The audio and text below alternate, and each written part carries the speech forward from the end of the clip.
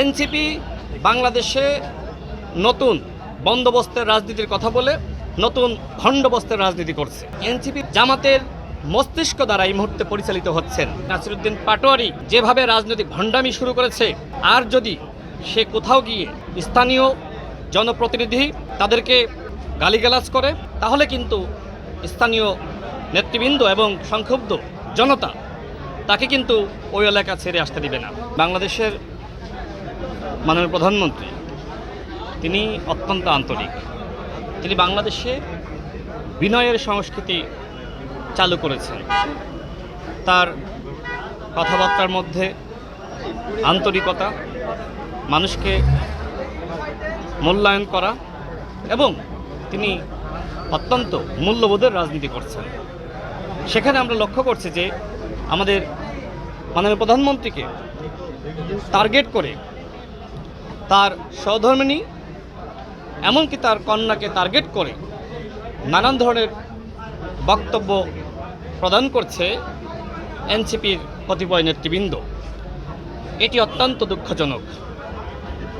বাংলাদেশের নির্বাচিত সরকারের বিরুদ্ধে যে কোনো ষড়যন্ত্রকে প্রতিহত করা হবে, এবং এই ষড়যন্ত্রকে মোকাবেলা করার জন্য বিএনপি এবং অঙ্গ সংগঠনের সকল নেতৃবৃন্দকে, কর্মীবৃন্দকে সোচ্চার থাকার আহ্বান জানাচ্ছি।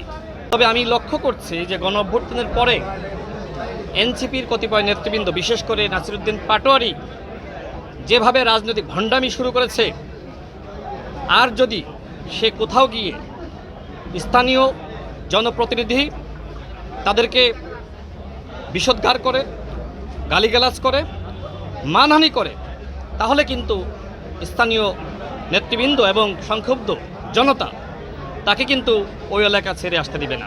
এক লাইটেই নিশ্চিন্তে চলে দিনের পর দিন। Walton emergency bulb, the best emergency bulb. আপনি বিভিন্ন জায়গায় যাচ্ছেন, নির্বাচিত এমপি, জনগণের ভোটে নির্বাচিত এমপি, তাদের বিরুদ্ধে আপনি গালিগালাজ করতেছেন।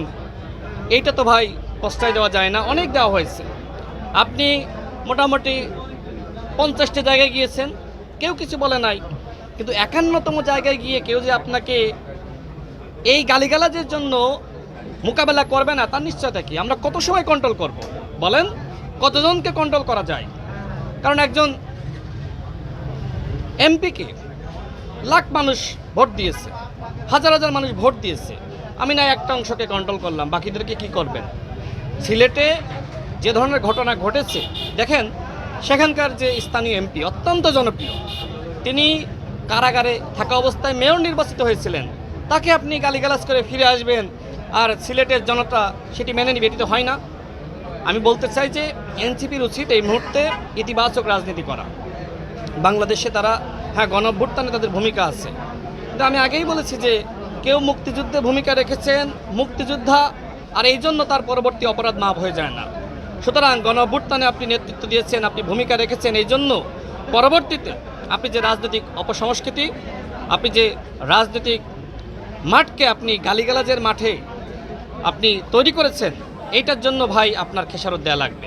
দেখেন, এনসিপি বাংলাদেশে নতুন বন্দোবস্তের রাজনীতির কথা বলে নতুন ভণ্ডবস্তের রাজনীতি করছে। আমি তাদেরকে বলবো, গঠনমূলক রাজনীতি করেন। আপনারা জামাতের মস্তিষ্ক দ্বারা এই মুহূর্তে পরিচালিত হচ্ছেন। জামাত অত্যন্ত চালাক এবং ধুরন্ধর একটি রাজনৈতিক দল। তারা নিজেরা দেখবেন বিএনপির স্থানীয় প্রতিনিধি তাদের সাথে আন্তরিকতা বজায় রাখছে, এবং যে সময় সংসদ চলে সেই অধিবেশন চলাকালীন সময়ে মাননীয় প্রধানমন্ত্রীকে নিয়ে বেশ প্রশংসা করে বক্তব্য দেয়, এবং অন্যান্য মন্ত্রীদের সাথে সাক্ষাৎ হলে বেশ প্রশংসা করে। আবার মাঠে গিয়ে দেখি যে তারা গণ অভ্যুত্থানের হুমকি দেয়, এবং এমনকি এই এনসিপি নেতৃবৃন্দের মাধ্যমে নানানভাবে মাননীয় প্রধানমন্ত্রীকে এবং আমাদের মন্ত্রীদেরকে গালিগালাজ করাচ্ছে। দেখেন, এনসিপি বর্তমানে যা করছে এগুলো জামাতের পরামর্শই করছে। এই জন্য জামাত এবং এনসিপিকে বলবো, যদি এইভাবে আপনারা রাজনৈতিক পরিবেশকে নষ্ট করেন, তাহলে কিন্তু তার উত্তম জবাব দেওয়ার জন্য আমরাও প্রস্তুত আছি। আপনারা সরকারের নির্বাচিত মন্ত্রীদেরকে আপনারা গালিগালাজ করবেন, আর বলবেন যে আমরা কিছু বলতে পারবো না, এটা তো ভাই হয় না। সরকারের বিরুদ্ধে জামাত এবং এনসিপির যে কোনো চক্রান্ত সেগুলো শক্তভাবেই মোকাবেলা করা হবে।